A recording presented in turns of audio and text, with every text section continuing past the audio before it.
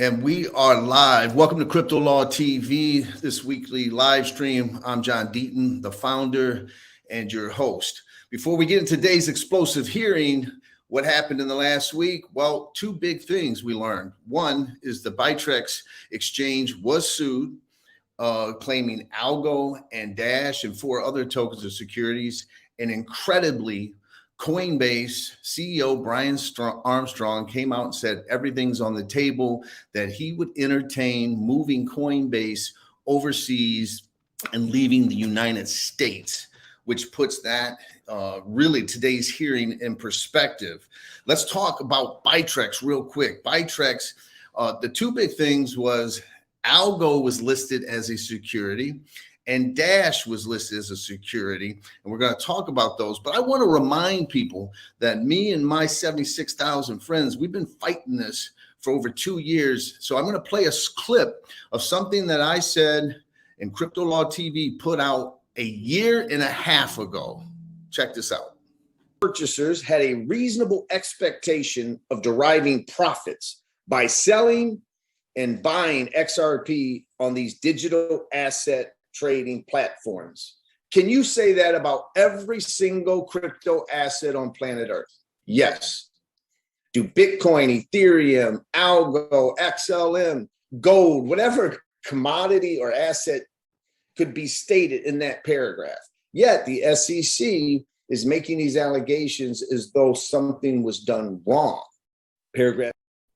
So the point being is a year and a half ago when we did that video said, listen, every crypto asset is in danger if the SEC continues to pursue the type of allegations that it was asserting in the Ripple complaint. And a lot of people, I said ETH was implicated and all those other tokens. A lot of people said, that's hyperbole, John. You're spreading FUD. And today, what do we have? We have Algo and Dash. And with Algo, we all know that Chairman Gary Gensler in 2018 arguably shielded. He's up there on videos talking about his good friend who started Algo, basically calling it incredible technology that Uber and Lyft could be built on.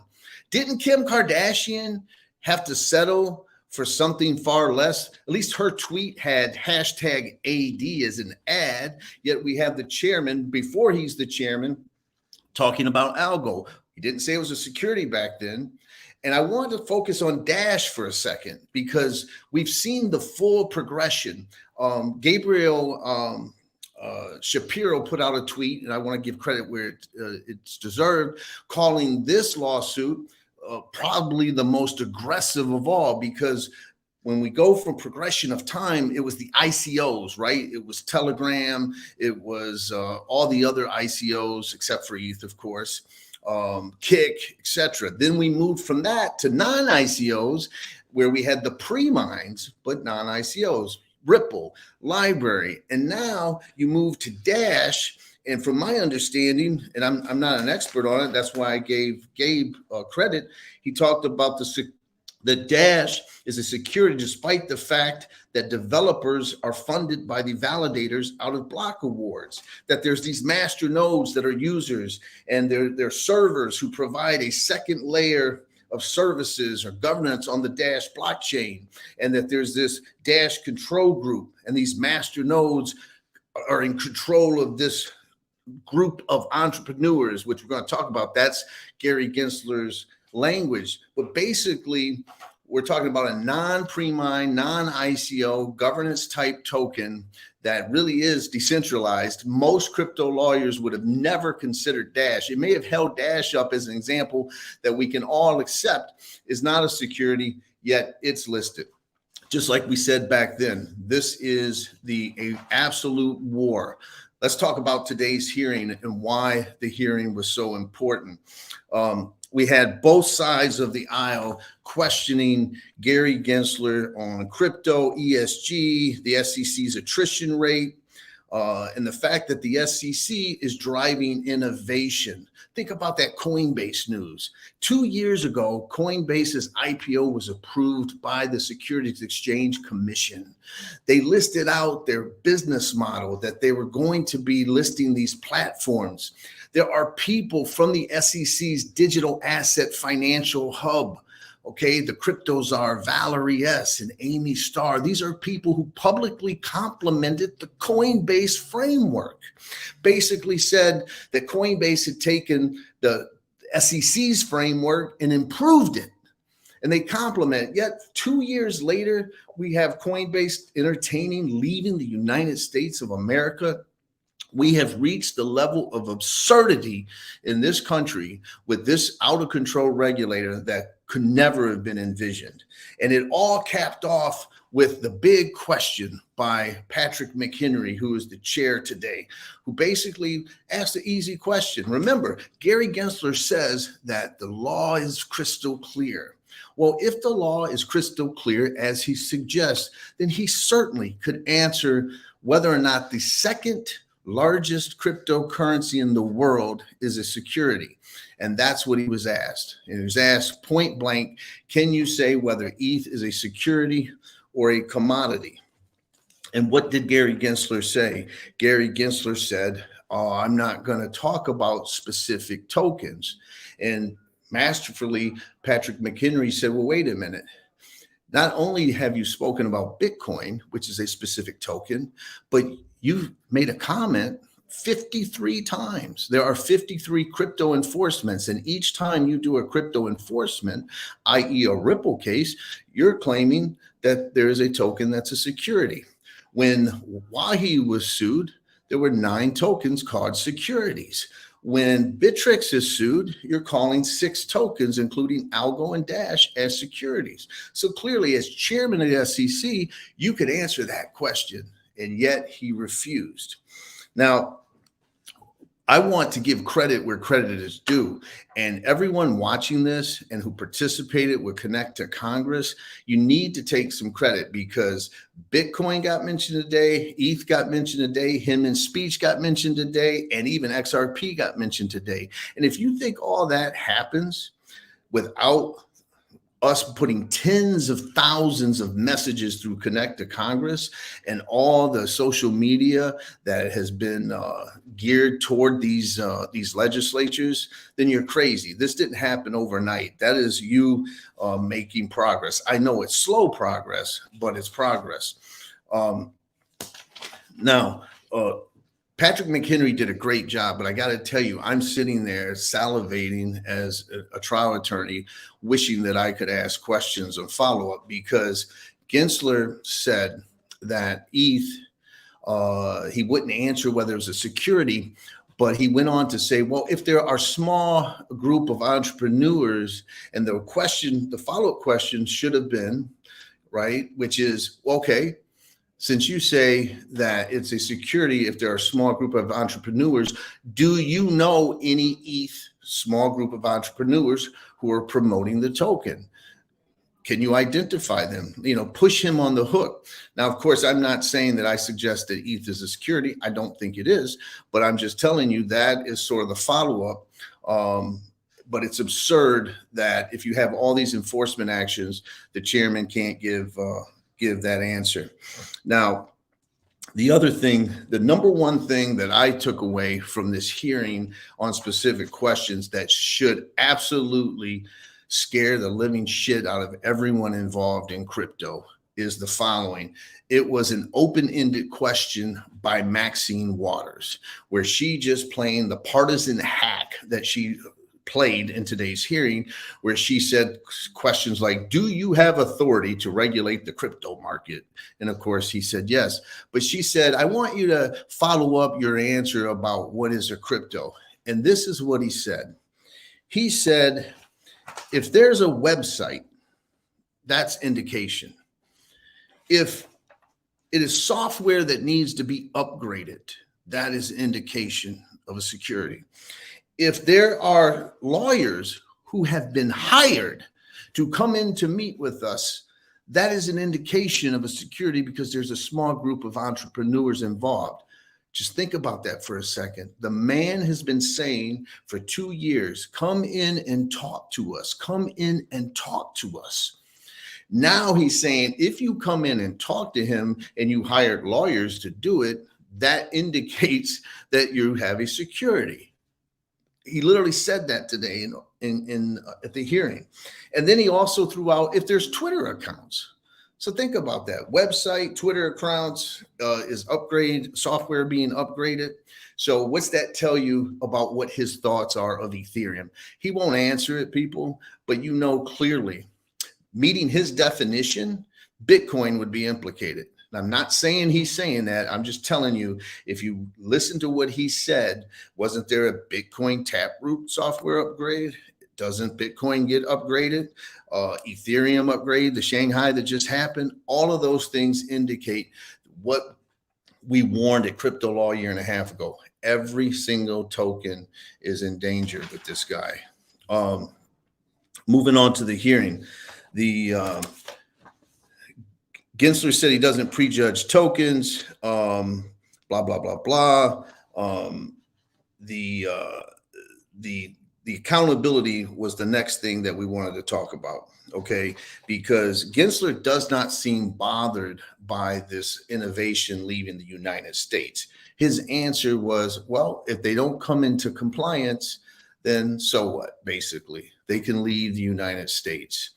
The other thing that he said that was fascinating and showed you his line, I tweeted about it, was when he was asked about stablecoin legislation.